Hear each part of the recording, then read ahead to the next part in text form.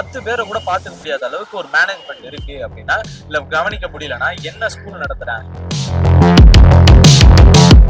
ஸ்கூலை காண்டாக்ட் பண்ண ட்ரை பண்ணப்ப அவங்க சைட்ல இருந்து என்ன சொல்றாங்க, டீச்சர்ஸ் என்ன சொல்றாங்கன்னா, எங்களை விட்டுருங்க அப்படின்னு சொல்றாங்க. இதை செய்ய வேண்டியது டீச்சர்ஸ். டீச்சர்ஸ் இதை செஞ்சாங்களா அப்படின்னு கேட்டீங்கன்னா அவங்க சைட்ல செய்யல. 62,000 ரூபாய் ஃபீஸ் வாங்குற ஒரு மேனேஜ்மெண்ட் ஒரு குழந்தைங்களை எப்படி பாத்துக்கணும்? உள்ள சேஃப்டி மெஷர்ஸ் என்ன இருக்கு?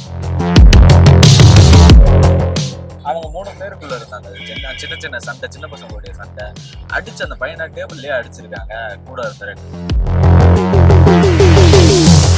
செக் பண்ணதுலதான் தெரியுது அந்த பசங்களை அடிக்கிறது, மேல எச்சு துப்புறதுன்னு சொல்லி அந்த பசங்க ஒரு கொடூரமான முறையில நடந்துகிட்டு இருக்காங்க. அந்த குரு அந்த இடத்துல இல்லாததோடைய விளைவா என்ன இருக்குன்னா, அந்த பையனுக்கு ஸ்கூல் மேனேஜ்மெண்ட் இதை பண்ணாம இருந்திருக்கு, இதுக்கு மேல இதை பண்ண மாட்டோம் அப்படின்னு சொல்லி மேனேஜ்மெண்ட் சைட்ல இருந்து ஒரு அப்பாலஜிக்கல் லெட்டர் கொடுங்க, பாதிக்கப்பட்டிருக்கோம் அப்படின்னு சொல்லி அந்த பேரண்ட்ஸ் கேட்டிருக்காங்க. அது கேட்டது கூட வேணும்னா டிசி வாங்கிட்டு போயிடுங்க. என்ன மனப்பான்மை இது? அது என்ன வேணும்னா டிசி வாங்கிட்டு போயிடுங்க?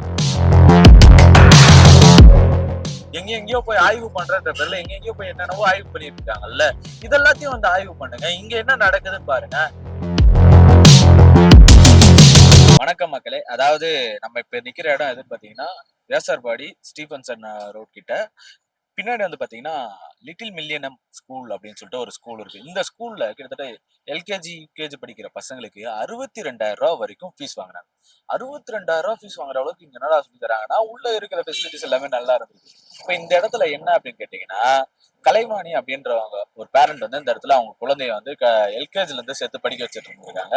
எல்கேஜில இருந்து படிக்கும் போது ஓகே நல்லா தானே இருக்கு, நல்லா பாத்துக்கிறாங்க அப்படின்ற ஒரு நல்ல மனப்பான்மையில என்ன பண்ணிருக்காங்கன்னா, தொடர்ந்து அடுத்த வருஷமும் படிக்கட்டும் சொல்லி படிக்க வச்சிருக்காங்க.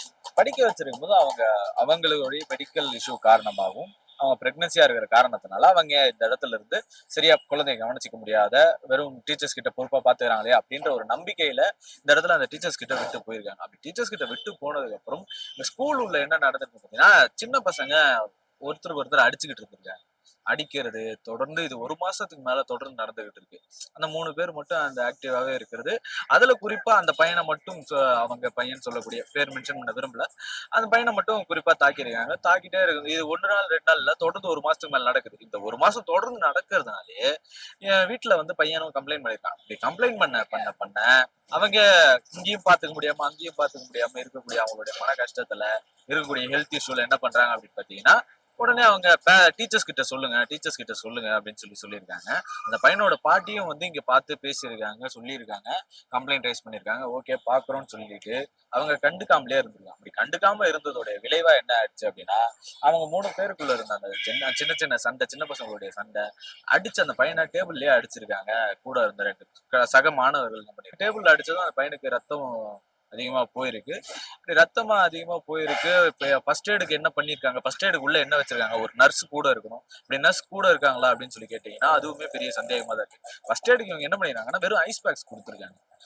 அட்லீஸ்ட் ஒரு பேசிக் டிஞ்சர் ஓட்டணும், இல்ல பிளாஸ்டரி போடணும், இது எல்லாமே பேண்டேஜ் போடணும் அப்படின்றது எல்லாமே இங்க இருக்கும். காட்டன் வச்சு துடைக்கணும், எதுவுமே இல்லாம ஐஸ் பேக்ஸ் மட்டும் வச்சு கொடுத்துருக்காங்க. ஹாஸ்பிட்டல் கூட்டிட்டு போயிருக்கணும். மெயினா அதான் ஹாஸ்பிட்டல் கூட்டிட்டு போயிருக்கணும். ஏன்னா தலையில அடிப்படுது அப்படின்னா அது கொஞ்சம் கிரிட்டிக்கலான சுச்சுவேஷன் தான். அந்த சின்ன வயசு அந்த பையனுக்கு அப்படின்றப்ப கொஞ்சம் ஆபத்தான ஒரு சூழல் தான் அது. ஏன்னா என்ன அடிப்பட்டாலும் தழும்பா மாறிடுச்சுன்னா அது கொஞ்சம் பெரிய ஆபத்தை கொடுக்கும் அப்படின்றதுனால இந்த டீச்சர்ஸ் இந்த ஸ்கூல் சைட் மேனேஜ்மெண்ட்ல இருந்து ஏதாச்சும் பண்ணாங்களா அதுக்காக கேட்டீங்கன்னா, வெறும் ஐஸ் பேக் மட்டும் கொடுத்து வச்சிருக்காங்க. இதை போய் அவங்க சைட்ல இருந்து பேரண்ட்ஸ் சைட்ல இருந்து போன் பண்ணி சொல்லியிருக்காங்க, இன்ஃபார்ம் பண்ணியிருக்காங்க பிரின்சிபல் சைட்ல இருந்து. அவங்க என்ன சொல்றாங்க அப்படின்னா, இல்ல ஒன்னும் பதறாதீங்க, பையன் கீழே விழுந்துட்டா அப்படின்னு சொல்லியிருக்காங்க. இந்த மாதிரி பசங்களுக்குள்ள சண்டை போட்டுக்கிட்டாங்க, அடிச்சுக்கிட்டாங்க, கீழே விழுந்துட்டாங்க. இது எல்லாமே வழக்கமான ஒண்ணுதான், யூஸ்வலா நடக்கிற ஒண்ணுதான், எல்லா ஸ்கூல்லயுமே நடக்கும். ஏன் நான் உட்பட நான் பள்ளியில படிக்கும்போது, சிறு வயதுல படிக்கும்போது இது எல்லாமே நடந்திருக்கு. எனக்கும் நடந்திருக்கு, என்னுடன் இருந்த நண்பர்களுக்கும் நடந்திருக்கு. இந்த மாதிரியான சூழல் நடக்கும்போது இது அங்க இருக்கிறப்ப டீச்சர்ஸ் எப்படி ஹேண்டில் பண்றாங்க, அவங்க எப்படி அதை கண்டுக்காம இருக்காங்க அப்படின்றதுதான் ரொம்ப முக்கியமான ஒரு விஷயம். அந்த பையனுக்கு உடனே இன்ஃபார்ம் பண்ணி வீட்டுக்கு அனுப்பிச்சு வச்சிருக்கணும். ஃபர்ஸ்ட் ப்ராப்பரா ஹாஸ்பிட்டல்ல கூட்டு போய் பாத்துக்கணும், இல்ல ஃபர்ஸ்ட் எய்ட் ப்ராப்பரா கொடுத்துருக்கணும். ஐஸ் பேக் கொடுக்குற அளவுக்கு தான் இங்க இருக்காங்க. 62,000 ரூபாய் ஃபீஸ் வாங்குற ஒரு மேனேஜ்மெண்ட் ஒரு குழந்தைகளை எப்படி பாத்துக்கணும்? உள்ள சேஃப்டி மெஷர்ஸ் என்ன இருக்கு? சிசிடிவில இருந்து இவங்க பார்க்கணும்ல, அதை என்ன பார்த்திருக்காங்க, சிசிடிவில செக் பண்ணியிருக்காங்க பேரண்ட்ஸ். செக் பண்ணதுலதான் தெரியுது அந்த பசங்களை அடிக்கிறது, மேல எச்சு துப்புறதுன்னு சொல்லி அந்த பசங்க ஒரு கொடூரமான முறையில நடந்துகிட்டு இருக்காங்க. இப்ப அந்த பேரண்ட்ஸ் அந்த குழந்தைகளை என்ன மனநிலையில வளர்த்திருப்பாங்க. இங்க டீச்சர்ஸ் அதை சரி பண்ண வேண்டியது. அதாவது மாதா பிதா குரு தெய்வம்னு இவங்க 2 பேரும் இல்லாம குருவோடைய வழிகாட்டில தான் அவங்க எல்லாரும் வழி நடக்கிறது இல்லாம இருக்கும். அந்த குரு அந்த இடத்துல இல்லாததோடைய விளைவா என்ன இருந்ததுன்னா, அந்த பையனுக்கு அந்த அளவுக்கான ஒரு பெரிய அடிபட்டிருக்கு.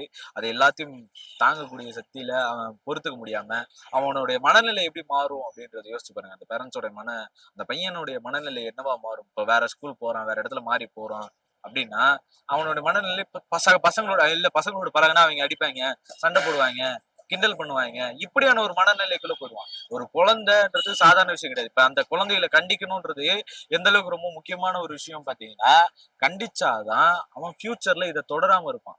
இன்னொரு 4 பேருக்கு பாதிப்பு ஏற்படுத்தாம இருப்பான்.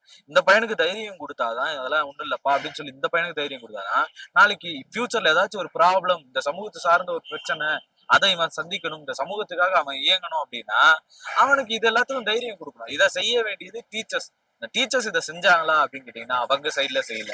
பேரண்ட்ஸ் இதை செஞ்சிருக்காங்களா, அவங்களுக்கு சரியான வழிகாட்டியா இருந்திருக்காங்களான்னா அந்த 2 பசங்களுடைய பேரண்ட்ஸும் அதை சரியான வழிகாட்டுதல் இல்ல. அதனுடைய விளைவு இது இருந்திருக்கு.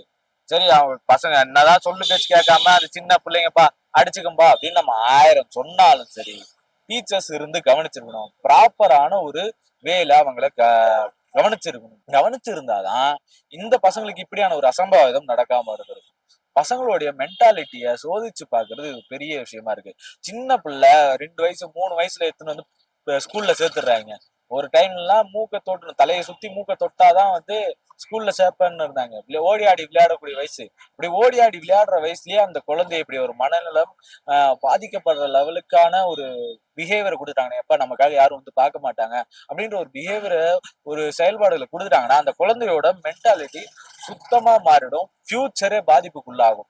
இதை தொடர்ந்து இவங்க அந்த பேரண்ட்ஸ் பேட்டி கொடுத்ததை தொடர்ந்து நம்ம அந்த ஸ்கூலை கான்டாக்ட் பண்ண ட்ரை பண்ணப்ப அவங்க சைட்ல இருந்து என்ன சொல்றாங்க, டீச்சர்ஸ் என்ன சொல்றாங்கன்னா, எங்களை விட்டுருங்க அப்படின்னு சொல்றாங்க. அந்த பேரண்ட்ஸும் கேட்டது என்னன்னா, ஒரு அப்பாலஜிக்கல் லெட்டர் மட்டும் கொடுங்க. எங்க சைட்ல இருந்து லீவ் வந்தா லீவுக்கு ஒரு லெட்டர் கொடுக்க சொல்லி கேக்குறீங்கல்ல, இல்ல லேட்டா சேர்த்துனா அதுக்கு ஒரு அப்பாலஜிஸ் லெட்டர் கேக்குறீங்களே, எங்க சைட்ல இருந்து கேக்குறீங்களா? அதே மாதிரி ஸ்கூல் மேனேஜ்மெண்ட் இதை பண்ணாம இருந்திருக்கு, இதுக்கு மேல இதை பண்ண மாட்டோம் அப்படின்னு சொல்லி மேனேஜ்மெண்ட் சைட்ல இருந்து ஒரு அப்பாலஜிக்கல் லெட்டர் கொடுங்க, பாதிக்கப்பட்டிருக்கோம் அப்படின்னு சொல்லி அந்த பேரண்ட்ஸ் கேட்டிருக்காங்க. அது கேட்டது கூட வேணும்னா டிசி வாங்கிட்டு போயிடுங்க. என்ன மனப்பான்மை இது? அது என்ன வேணும்னா டிசி வாங்கிட்டு போயிடுங்க? இப்ப ஃபீஸ் கட்டணத்தை திருப்பி கொடுத்துருவாங்களா? இதே நேரத்துல இன்னொரு குழந்தை பாதிக்கப்படும் போது அந்த குழந்தைக்கு என்ன பாதுகாப்பு இருக்கு? இவங்க என்ன ஃபர்ஸ்ட் எய்ட் முறை என்ன வச்சிருக்காங்க? வெறும் ஐஸ் பேக் கொடுக்கறது மட்டும் தான் வச்சிருக்காங்களான்ற கேள்விகள் எல்லாருக்குள்ளயும் எழுந்திருக்கு.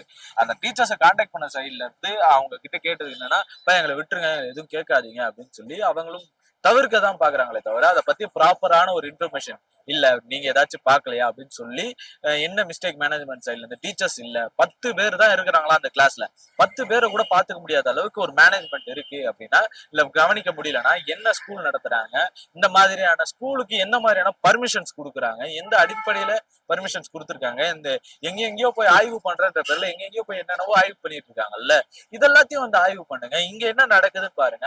இந்த பிரச்சனைகளை விட்டுட்டு எங்கெங்கயோ எதையோ பசங்களுடைய மென்டாலிட்டியை குறைக்கிற மாதிரி சம்பந்தமே இல்லாத அமைச்சர்கள் எல்லாம் போய் பண்ணிட்டு இருக்காங்க. தயவு செய்து இந்த மாதிரியான பள்ளிகளை தேர்ந்தெடுத்து அது சரியாதான் இயங்குதா, சரியான பின்னணியில இருக்குதா அப்படின்றத, சரியான ஒரு கண்ணோட்டத்துல இருக்குதா, அங்க தேவையான டீச்சர்ஸ் இருக்காங்களா, பசங்களை ஒழுங்கா பாத்துக்கிறாங்களா அப்படின்றத தேடி பாருங்க அப்படின்னு சொல்லி இந்த அரசாங்கத்துக்கு நம்ம சேனல் சார்பா கேட்டுக்கிறோம். இதை பத்தி நீங்க என்ன நினைக்கிறீங்க? இந்த பேரண்ட்ஸோடைய நடவடிக்கை எப்படி இருக்கு, அந்த டீச்சர்ஸோடைய நடவடிக்கை எப்படி இருக்கு, இந்த ஸ்கூல்ல பத்தி நீங்க என்ன நினைக்கிறீங்கன்றத மறக்காம கமெண்ட்ல சொல்லிட்டு போயிடுங்க. இதே மாதிரி களத்துல இன்னொரு இடத்துல இன்னொரு பிரச்சனை குறித்து நம்ம பேசுவோம். நன்றி.